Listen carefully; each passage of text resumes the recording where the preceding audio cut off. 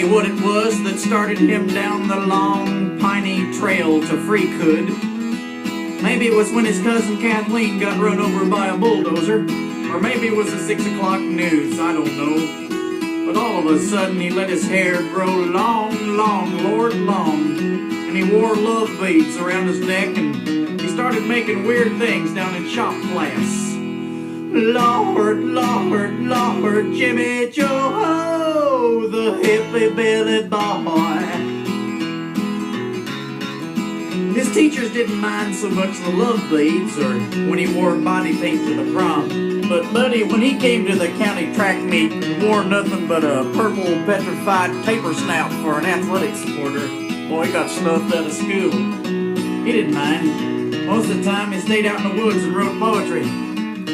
Last summer he harvested 17 bales of hemp alongside the railroad tracks, and he stopped going to Christian Youth Fellowship. He even tried to get my daughter Carol Ann to go out in the woods to meditate with him. Lord, Lord, Lord, Jimmy Joe, the Hippybilly boy.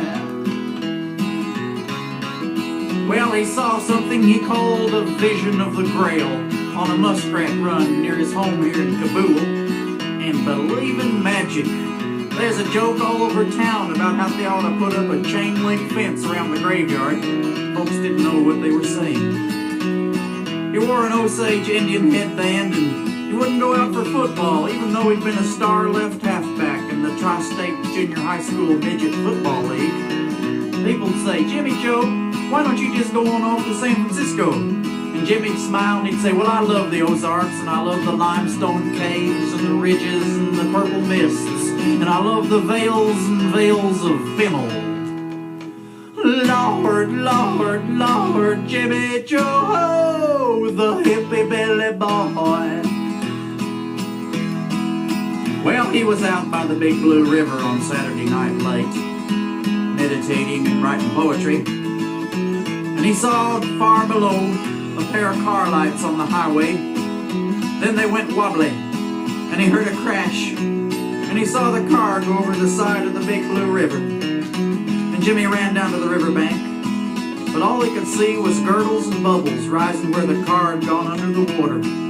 So he ripped off his clothes, and he stood there naked in the moonlight with his Osage headband glistening. And he did a forward 1.5 somersault with a half twist, and went down into the cold, murky murk of the Big Blue River. And he had to go real deep, but somehow he found the car, and he got the car door open, and he pulled out the people inside, old Nadine Hefner and Danny Whistler.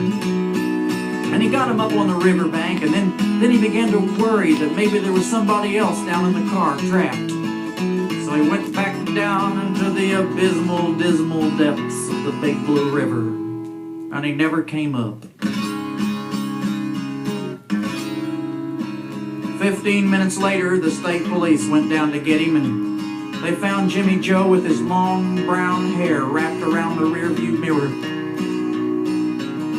Oh, the whole town came out to Jimmy's funeral, and Reverend Allen read some of Jimmy's poetry. And Lord, Lord, Lord, they weep just as loud for a Hippybilly boy as they weep for anybody else.